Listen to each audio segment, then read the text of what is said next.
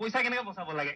পইচা ইয়াতে মানুহ আগতে হেনো ইয়াতে আহিলে পীড়াত বহিব দিলে পীড়াখন হেনো লগতে লাগি গৈছিলে। হয়, এখন যাদুৰ নগৰী আপোনালোকে এতিয়া যাদুৰ নগৰীতে আছে আৰু মই আপোনালোকক আৰম্ভণিতে কওঁ, আপোনালোকে যদি প্ৰথমবাৰৰ কাৰণে মায়ঙলৈ আহিছে তেনেহ'লে আৰু দুবাৰ আহিবই লাগিব। এইটো মায়ঙৰ মায়া, মায়ঙৰ মুখ। মায়া নামৰ শব্দটোৰ পৰাই মায়ং নামটোৰ সৃষ্টি হৈছে। মায়ং হ'ল যাদুৰ লগত জড়িত।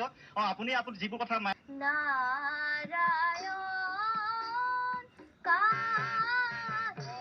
বাইদেউ আপোনাৰ ওচৰলৈ আহিছো। 8টা বিভাগৰ ভিতৰত অসমীয়া বিভাগ এইটো। এই বিভাগটোত কিমানখিনি ছাত্ৰ ছাত্ৰী আছে? সুন্দৰ শ্ৰেণীকোঠাৰ লগতে শিক্ষা প্ৰতিষ্ঠানখনত আছে ছাত্ৰ ছাত্ৰীৰ থকাৰ বাবে হোষ্টেলৰ সুব্যৱস্থা। মায়ং আঞ্চলিক মহাবিদ্যালয়খনত আছে বটানিকেল গাৰ্ডেন, ভেজিটেবল গাৰ্ডেনৰ লগতে এটা fishery.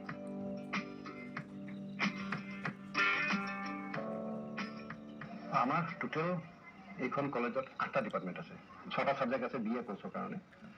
English, Assamese, political science, history, education আৰু বহুত ভাল লাগে এনেকে যেতিয়া নিজৰ গাঁৱৰ কথা এনেকে টিভিত ওলাই আৰু শুনিলে মানে বহুত ভাল লাগি যায়। আঞ্চলিক মহাবিদ্যালয়ে বিগত নাকৰ ইনস্পেকশ্যনত মায়ং আঞ্চলিক মহাবিদ্যালয়ৰ অধ্যক্ষ ডক্টৰ মহানন্দ বৰাৰ নেতৃত্বত সমগ্ৰ মায়ংবাসী ৰাইজৰ সহযোগত 3.37 CGPAৰ সৈতে উত্তৰ পূৰ্বাঞ্চলৰ ভিতৰত যিটো সৰ্বাধিক CGPA আজি তাৰিখলৈ A+ গ্ৰেড লাভ কৰিবলৈ সক্ষম হৈছে আৰু ইণ্ডিয়া টুডেৰ সমীক্ষাটো মায়ং আঞ্চলিক মহাবিদ্যালয় অসমৰ ভিতৰত তৃতীয় স্থান দখল কৰিছে।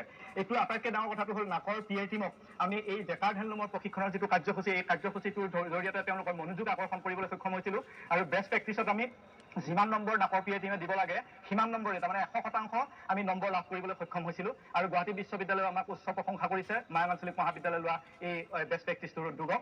মায়ং আঞ্চলিক মহাবিদ্যালয়ত 8টাকৈ বিভাগ আছে আৰু তাৰ ভিতৰত আমি আছো বৰ্তমান অসমীয়া বিভাগত আছো। আমি অধ্যাপিকা কেইগৰাকী আছে, আমি তেওঁলোকৰ সৈতে কিছু কথা পাতিম। বাইদেউ আপোনাৰ ওচৰলৈ আহিছো। 8টা বিভাগৰ ভিতৰত অসমীয়া বিভাগ এইটো। এই বিভাগটোত কিমানখিনি ছাত্ৰ ছাত্ৰী আছে?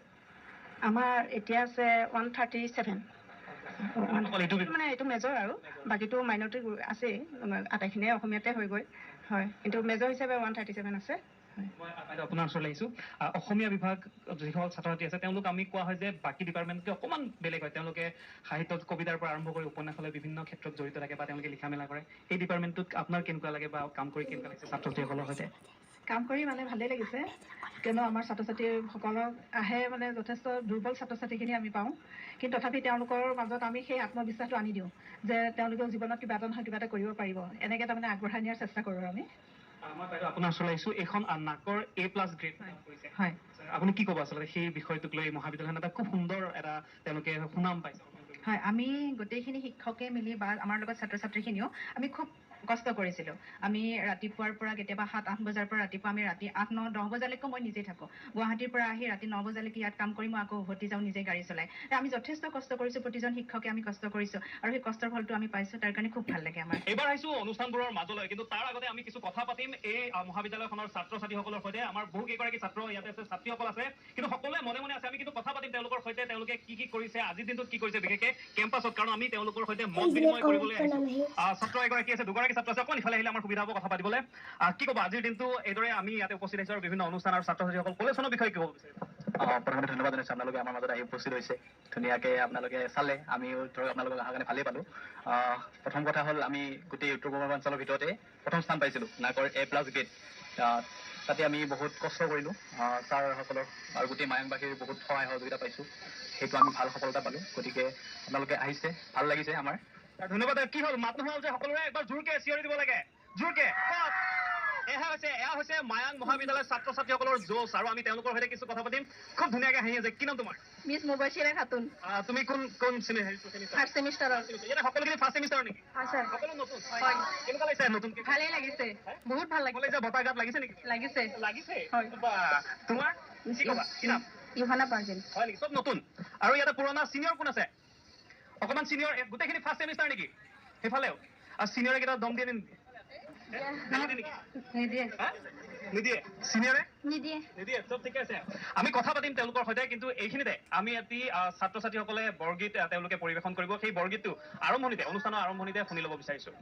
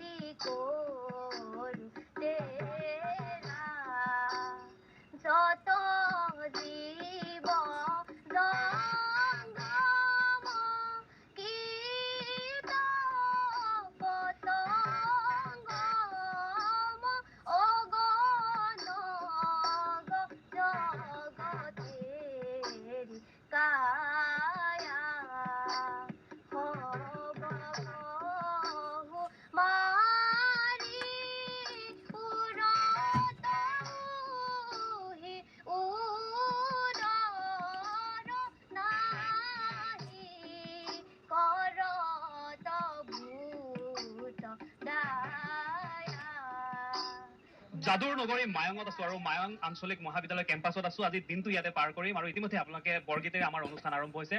আমি দুগৰাকী ছাৰ আছে, তেওঁলোকৰ সৈতে কথা পাতিম আৰু তেওঁলোকে মহাবিদ্যালয়ৰ যিটো সংগীত সেই সংগীতটো আমাক শুনাব। ছাৰ, আপুনি ডিপাৰ্টমেণ্টটো কোনটো আপোনাৰ? মোৰ ইকনমিক্স ডিপাৰ্টমেণ্ট। হয়, ইকনমিক্সত ভাল? ইকনমিক্সত ভাল। আচ্ছা, মোক এটা কথা কওক, মোক নহয় সকলোকে কওক আৰু আমাৰ দৰ্শকসকলৰ বাবেও, পইচা কেনেকৈ বচাব লাগে? পইচা আয় মাইনাছ ব্যয় ইজ ইকুৱেল টু লাভ। আয় যিমান হয় ব্যয় কিমান হয় সেই অংকটো যোনে জানে সেই পইচা বচাব পাৰে।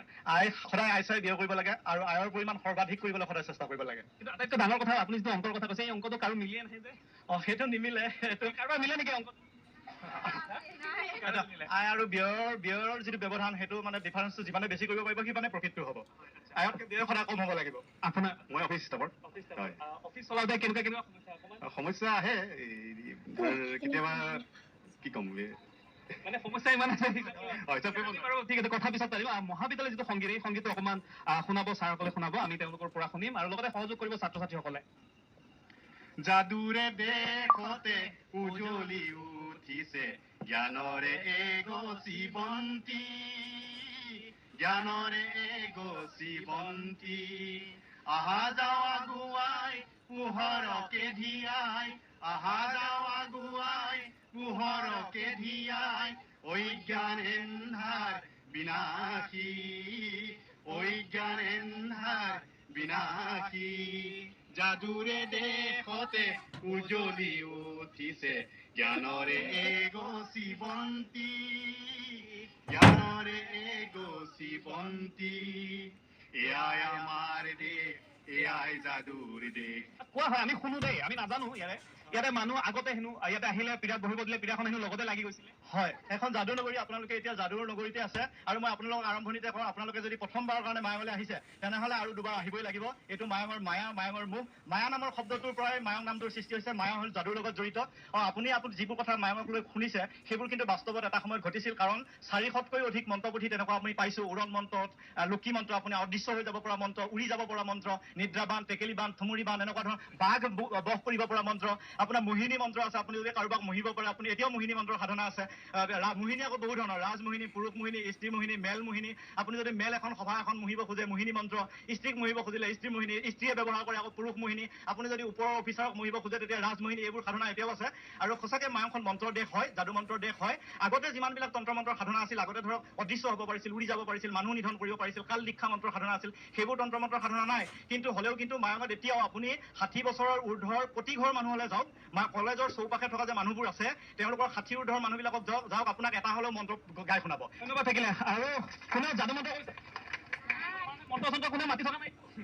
আচ্ছা, যিয়ে নহওক, আৰু এইদৰে আমি যাদু মন্ত্ৰ তেওঁলোকে নামাতিলেও তেওঁলোকৰ যিখিনি তেওঁলোকৰ পৰিৱেশ, সেই পৰিৱেশ দেখি আমি মন্ত্ৰমুগ্ধ হৈছো।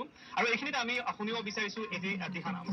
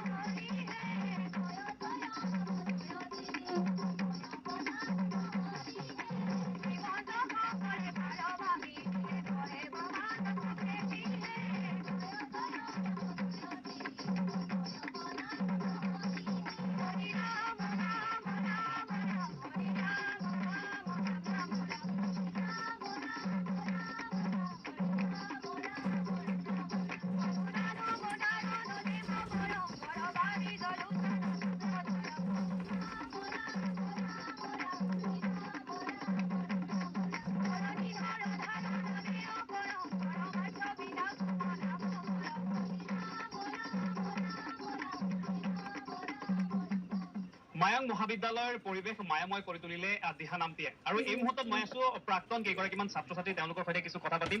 তেওঁলোক আজি আহিছে আমাৰ এই অনুষ্ঠানৰ মাজলৈ আহিছে। তেওঁলোক আহি যথেষ্ট নষ্টালজিক হৈ পৰিছে। আমি কথা পাতিম তেওঁলোকৰ সৈতে। কিমান দিন হ'ল ওলাই যাব?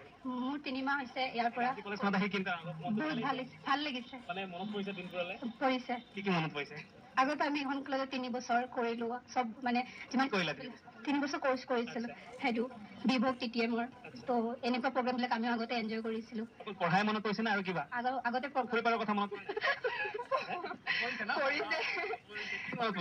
মানে পুখুৰীপাৰত আমি গোটেইখিনি মেম ষ্টুডেণ্ট গোটেইখিনি মানে এই ষ্টুডেণ্ট যিকেইজন আছো মিলি পেলাই আমি ফটো উঠো মানে সেইবোৰে আৰু মেমৰ লগত ফটো উঠো এনেই কথা চথা পাতি থাকো সেইবোৰে আমি প্ৰায় দেখিবলৈ পাওঁ যে শিক্ষক ছাত্ৰ ছাত্ৰীসকলৰ সৈতে তেওঁলোকৰ এটা সম্পৰ্ক খুব সুন্দৰ সম্পৰ্ক থাকে আপোনাৰ সৈতে তেওঁলোকৰ সম্পৰ্কটো তেওঁলোকৰ সিহঁতৰ সৈতে মোৰ সম্পৰ্কটো প্ৰায় বন্ধু বান্ধৱীৰ দৰে আছিলে কেতিয়াবা যদি কিবা নাজানিলে মোক সুধিছিলে তো কেতিয়াবা মই সিহঁতক গাইডেঞ্চ কৰিছিলোঁ বা মানে বহুত ক্ষেত্ৰত মই সিহঁতক আগবঢ়াই নিবৰ কাৰণে চেষ্টা কৰিছোঁ যিহেতু টুৰিজিম মানে নতুন বিষয় আহিছে আমাৰ অসমত গতিকে সিহঁতক সেই বিষয়টোক কেনেকৈ আগবঢ়াই নিব পাৰিম কেনেকৈ বাস্তৱ জীৱনত সিহঁতক মানে প্ৰেক্টিকেল লাইফত টুৰিজিম শিকাব পাৰিম তাৰ কাৰণে মই যথেষ্ট সহায় কৰিছোঁ মানে আজি উপস্থিত হৈ মানে মই আজি এটা বহুত মানে সুন্দৰ মানে ঠাই পাইছোঁ য'ত নেকি নিজৰ মনৰ কথা ক'ব পাৰি আছোঁ ইয়াত মই মোৰ মেমে যেনেকৈ ক'লে মই মেমক বহুত ধন্যবাদ জনাব বিচাৰি আছোঁ কাৰণ মেমৰ কাৰণে আজি আমালোকে আমাৰ বেজৰ গোটেইকেইটা প্ৰায় প্লেচমেণ্ট পালে আৰু আমাৰ প্ৰিন্সিপাল যিজন ছাৰ আছে তেখেতকো বহুত ধন্যবাদ জনাব বিচাৰি আছোঁ মানে তেখেতে আমাক সুবিধা দিয়াৰ কাৰণে বিভাগ ফাৰ্ষ্ট বেজৰ পৰা আমাৰ ইয়াৰ পৰা বহুতকেইটা ওলাই কিনে ফাৰ্ষ্ট প্লেচমেণ্ট পালে সেইকাৰণে প্ৰিন্সিপাল ছাৰকো ধন্যবাদ দিলোঁ আৰু মই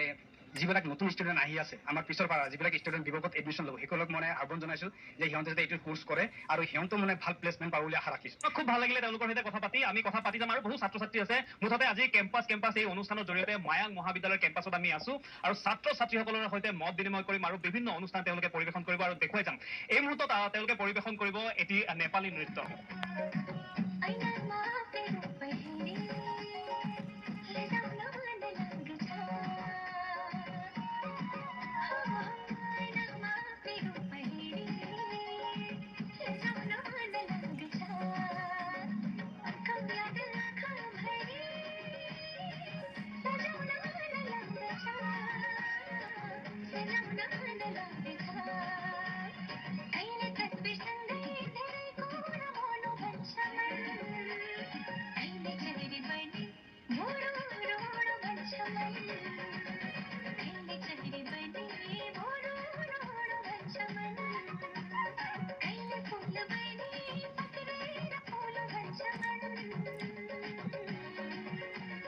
নিশ্চয় এই নৃত্যটি উপভোগ কৰি আপোনালোকৰ ভাল লাগিল এইবাৰ খোল বাদন কৰি শুনাব আহকচোন উপভোগ কৰোঁ আমি সেই খোল বাদন